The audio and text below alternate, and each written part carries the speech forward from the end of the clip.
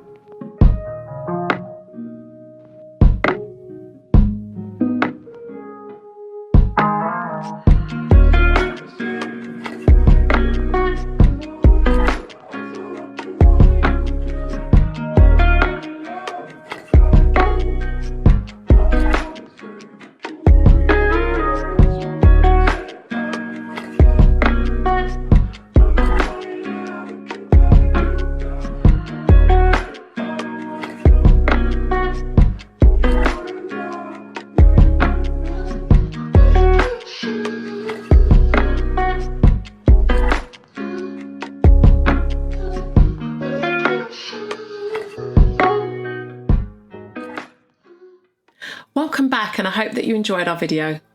So as you can see from the video, we took the A6400 and the A7III out on a shoot. So we're going to give you our findings and what we found on the pros and cons on each camera, and sum up at the end. Some of the pros of the A6400 is primarily the cost. We think that it's an excellent value for money system. Absolutely. With the color science, the autofocus, the video log capabilities, it's an excellent all-round value for money. I don't think you can find a better camera for under £1,000 stroke $1,000. Secondly is the autofocus. I found that it found the face really quickly. Yeah, actually we would say it's even quicker than the A7III. And finally, it's the size. We've done a video, a couple of videos back, called a minimalistic location setup, where we try to get everything down as small as possible, and we use that system just because of the size and the weight. That link should be above our heads. And to some of the cons of the A6400, firstly was the actual feel and the size of the camera. I think you were saying it felt like a toy camera. It's not a toy camera, but because of the weight in regards to the A7III, it's so much heavier in comparison to the A6400. Yeah, and on from that as well, down to the size and the weight, it then goes to kind of the actual handling of the camera as well. With less space comes less buttons. You have to jump into the menu more to do more things. The dials and everything, there's less dials. So it's a lot more fiddlier to handle. And finally was the shutter speed. It has a slightly lower shutter speed compared to the A7III, which is about a stop difference. It does make a difference when you're shooting in high-speed sync and controlling that light. You'll see in a couple of the pictures, you'll see there's a slight difference in the pictures where we had to kind of like adjust stuff to make that light setting work. Now let's look at the A7III. We're going to look at the pros for this camera. Now, it's going to be the complete opposite for the A6400, because for the A7III, it's a bigger camera, bigger body, and therefore the handling is a little bit easier. So you can get to the dials, you can get to the menu a lot quicker.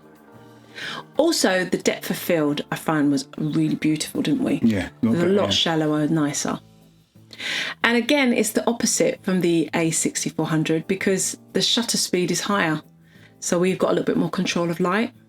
So now we're going to look at the cons. The cons on this, we talked about it being a bigger body, but with the bigger body, there's bigger lenses. So it's an overall bigger system to carry around on a shoot. And then also you've got the costs.